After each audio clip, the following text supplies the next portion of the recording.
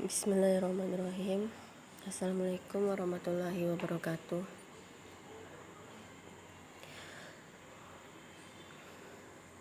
Maaf, badan saya memang kurang fit, jadi suara saya memang agak susah untuk dikeluarin. Pertama, di sini saya akan menjelaskan tugas dari Desain dan Manajemen Jaringan Komputer STMIC Indonesia Padang. Nama saya Mutia Prawesti, BP 1811000174 dari kelas 4 SID. Di samping itu foto saya bersama kelompok saya sebagai bukti dari keikutsertaan dalam partisipasi dalam tugas ini. Pertama, saya ingin menjelaskan pengertian jaringan komputer. Jaringan komputer adalah sebuah sistem yang terdiri atas komputer-komputer yang didesain untuk berbagi sumber daya, printer, CPU, berkomunikasi, surel, pesan instan, dan dapat mengakses informasi. Tujuannya yaitu agar dapat mencapai setiap bagian dari jaringan komputer dapat meminta dan memberikan layanan atau servis. Desain ini disebut dengan sistem client server dan digunakan pada hampir seluruh aplikasi jaringan komputer. Dua buah komputer yang masing-masing memiliki sebuah kartu jaringan, kemudian dihubungkan melalui kabel maupun nirkabel sebagai medium transmisi data. Dan terdapat perangkat lunak sebagai operasi jaringan akan membentuk sebuah jaringan komputer yang sederhana. Apabila ingin membuat jaringan komputer yang lebih luas lagi jangkauannya, maka diperlukan peralatan tambahan seperti hub, broadcast, switch, atau switch, router, gateway sebagai peralatan interkoneksinya. Selanjutnya yaitu sejarah jaringan komputer. Sejarah jaringan komputer global atau dunia dimulai pada tahun 1969 ketika Departemen Pertahanan Amerika membentuk Defense Advanced Research Projects Agency atau DARPA yang bertujuan mengadakan riset mengenai cara menghubungkan sejumlah komputer sehingga membentuk jaringan organik. Program riset ini kemudian dikenal dengan nama ARPANET atau Advanced Projects Agency Network. Pada tahun 1970, lebih dari 10 komputer telah berhasil dihubungkan satu dengan yang lainnya, saling berkomunikasi dan membentuk sebuah jaringan. Pada tahun 1972, Roy Tomlinson berhasil menyempurnakan program email yang ia ciptakan setahun yang lalu untuk ARPANET. Program email tersebut begitu mudah dan langsung populer saat itu. Pada tahun yang sama, ikon diperkenalkan sebagai lambang yang menunjukkan atau pada. Tahun 1973, jaringan komputer yang diberi nama ARPANET mulai dikembang luaskan sampai luar Amerika Serikat. Komputer di University College di London merupakan komputer di luar Amerika yang menjadi anggota jaringan ARPANET. Pada tahun yang sama pula, dua orang ahli komputer, Vinton Cerf dan Bob Kahn, mempresentasikan sebuah gagasan yang lebih besar menjadi cikal bakal pemikiran International Network. Ide ini dipresentasikan untuk pertama kalinya di Sussex University. Hari bersejarah berikutnya terjadi pada tanggal 26 Maret 1976. Ketika itu, newsgroup pertama yang diberi nama Usenet atau User Network pada tahun 1981, French Telecom menciptakan sebuah gebrakan baru dengan meluncurkan telepon televisi pertama dunia. Dengan itu, orang dapat saling menelpon sambil berinteraksi dengan video link. Seiring dengan bertambahnya komputer yang membentuk jaringan, dibutuhkan sebuah protokol resmi yang dapat diakui dan diterima oleh semua jaringan. Untuk itu, pada tahun 1982, dibentuk sebuah Komisi Transmission Control Protocol atau TCP, atau lebih dikenal dengan sebutan Internet Protocol atau IP, yang kita kenal hingga saat ini. Sementara itu, di daratan Eropa muncul sebuah jaringan tandingan yang dikenal dengan Europe Network atau EUNET, yang meliputi wilayah Belanda, Inggris, Denmark, dan Swedia. Jaringan unit ini menyediakan jasa email dan newsgroup Usenet. Untuk menyeragamkan alamat jaringan komputer yang sudah ada, pada tahun 1984 diperkenalkan sistem dengan nama Domain yang lebih dikenal dengan Domain Name System atau DNS. Dengan sistem DNS, komputer yang tersambung dengan jaringan melebihi 1000 komputer. Pada tahun 1987, diperkirakan komputer yang tersambung ke jaringan tersebut melonjak 10 kali lipat menjadi 10.000 komputer lebih. Tahun 1988,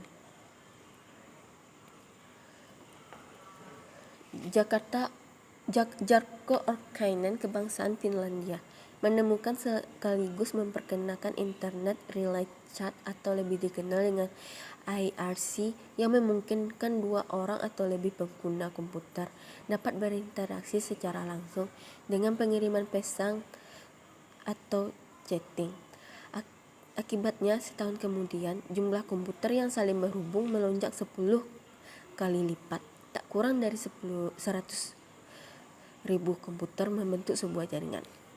Pertengahan tahun 1990 merupakan tahun yang paling bersejarah ketika tim Berners-Lee merancang sebuah program editor dan browser yang dapat menjelajahi komputer yang satu dengan yang lainnya dengan membentuk jaringan.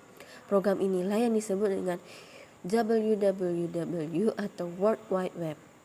Tahun 1992, komputer yang saling bersambung membentuk jaringan sudah melampaui lebih dari 1 juta komputer. Pada tahun yang sama, muncul satu istilah yang beken, yaitu surfing atau menjelajah. Pada tahun 1994,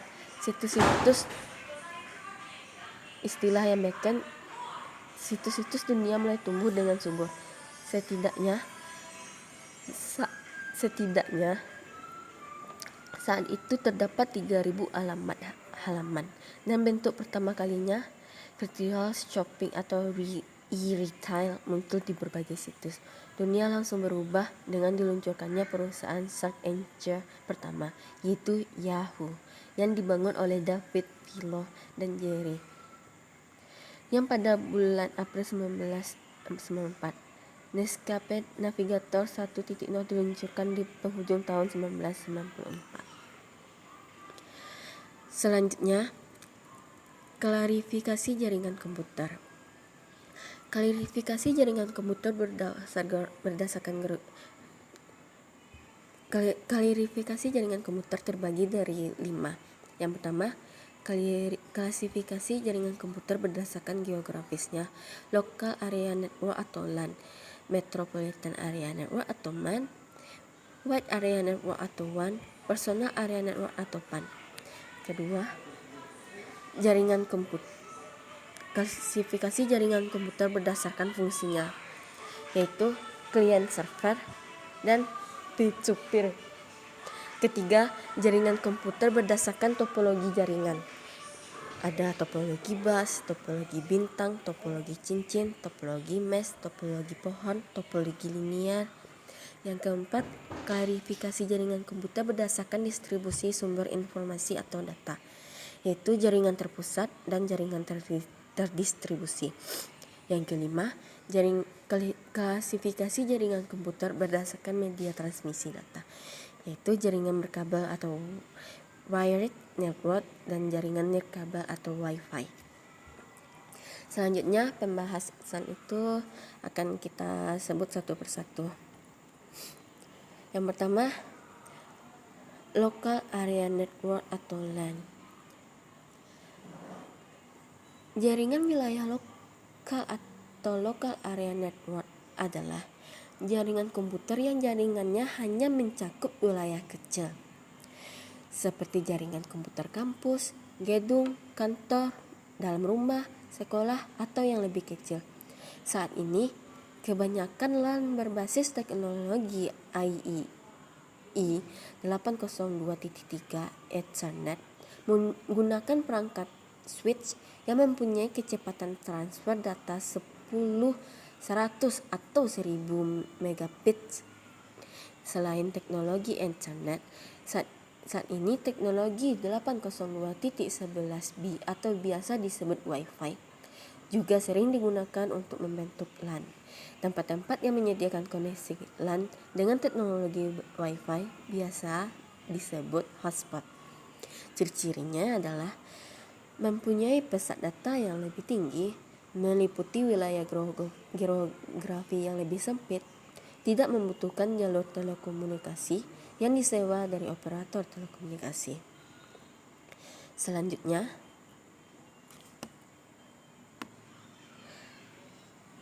Metropolitan Area Network atau MAN. Jaringan wilayah metropolitan atau Metropolitan Area Network MAN adalah suatu jaringan dalam suatu kota dengan transfer data berkecepatan tinggi yang menghubungkan berbagai lokasi seperti kampus, perkantoran, pemerintahan, dan sebagainya.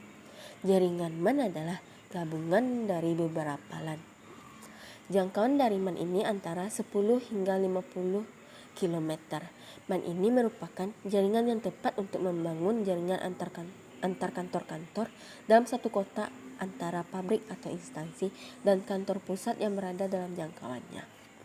Ciri-cirinya adalah cakupan wilayah jaringan lebih luas, pemeliharaan jaringan MAN memerlukan waktu yang tidak sebentar, mempermudah dalam hal berbisnis, dan juga keamanan dalam jaringan menjadi lebih baik. Selanjutnya, Wide Area Network atau WAN.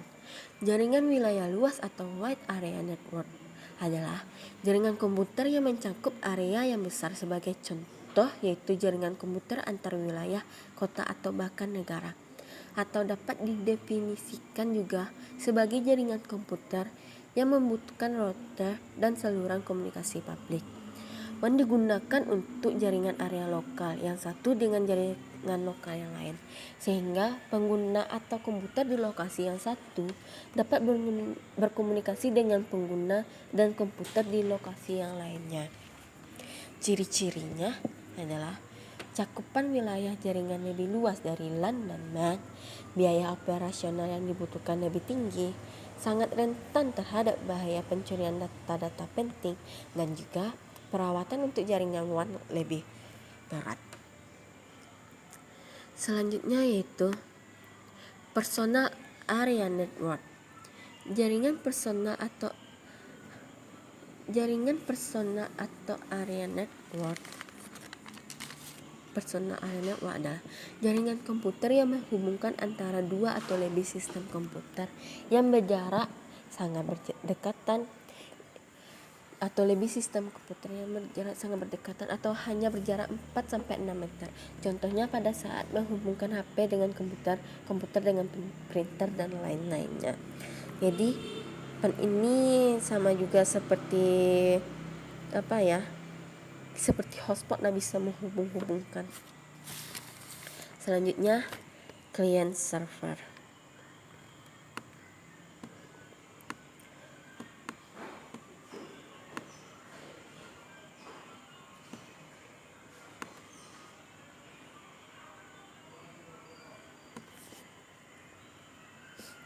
Client server atau client server merupakan sebuah paradigma dalam teknologi informasi yang merujuk kepada cara untuk mendistribusikan aplikasi ke dalam dua pihak, yaitu pihak klien dan pihak server. Contohnya dari aplikasi klien atau server sederhana adalah aplikasi web yang didesain dengan menggunakan Active Server Pack atau ASP atau PHP. Jadi, client server adalah suatu bentuk di mana klien adalah perangkat yang menerima dan menjalankan software komputer, sedangkan server itu berarti perangkat yang menyediakan dan bertindak sebagai pengelola aplikasi, data, dan keamanannya. Sedikit kelebihannya itu lebih aman. Semua data dapat di-backup pada satu lokasi sentral, sama kecepatan akses lebih tinggi. Sedangkan kekurangannya yaitu membutuhkan administrator yang handal, pelaksanaannya mahal. Jika server mati, maka komputer kalian akan juga mati. Selanjutnya yaitu client server. Selanjutnya itu peer-to-peer. Pada jaringan peer-to-peer tidak ada komputer server ataupun komputer klien, karena setiap komputer pada jaringan peer-to-peer bisa menyediakan layanan fungsi server dan menjadi pengakses layanan fungsi klien. Jadi peer-to-peer itu jaringan komputer di mana setiap host dapat menjadi server dan juga menjadi klien secara bersamaan. Selanjutnya adalah topologi bus. Topologi bus merupakan topologi yang banyak digunakan pada masa penggunaan kabel spasi menjamur dengan menggunakan T-connector atau dengan terminator 50 ohm pada ujung network, maka komputer atau perangkat jaringan lainnya bisa dengan mudah dihubungkan satu sama lain. Pada topologi bus, dua ujung jaringan harus diakhiri dengan sebuah terminator. Barrel konektor dapat digunakan untuk memperluasnya. Jaringan hanya terdiri dari satu saluran kabel yang menggunakan kabel BNC. Komputer yang ingin terhubung ke jaringan dapat meningkatkan dirinya dengan mentap Ethernetnya sepanjang kabel.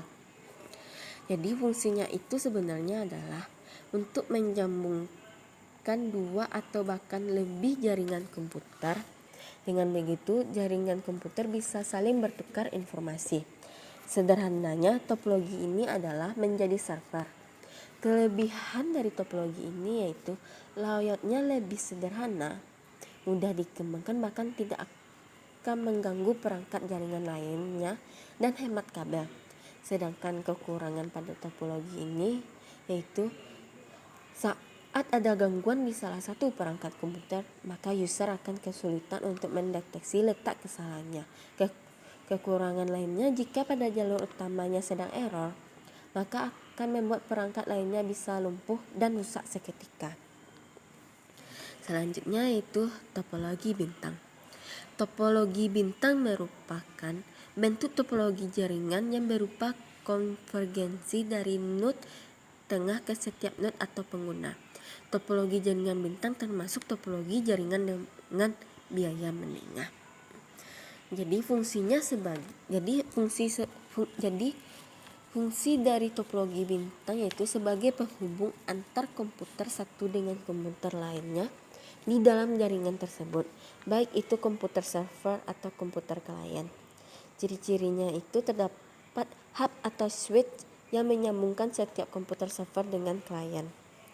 Kelebihan dari topologi ini yaitu dapat dipakai pada banyak komputer server dan klien, sangat ringan dalam maintenance, dan dapat menggunakan berbagai tipe kabel. Sedangkan kekurangannya, banyak kabel yang dibutuhkan, hub atau switch perlu perawatan, serta biaya membangun jaringan lebih tinggi. Selanjutnya adalah topologi cincin. Topologi cincin adalah topologi jaringan membentuk rangkaian titik yang masing-masing terhubung ke dua titik lainnya, sedemikian sehingga membentuk jalur melingkar berbentuk cincin. Pada topologi cincin, komunikasi dapat terganggu jika satu titik mengalami gangguan. Jaringan FDA mengantisipasi kelemahan ini dengan mengirim data searah jarum jam dan berlawanan dengan arah jarum jam secara terhubung secara bersama. Topologi ring digunakan dalam jaringan saat komputer yang terhubung ke jaringan dalam jumlah yang banyak. Jadi fungsi pada topologi ini mirip dengan semua topologi pada komputer, yaitu menghubungkan dua atau lebih komputer supaya dapat saling berkomunikasi dan dapat transfer data.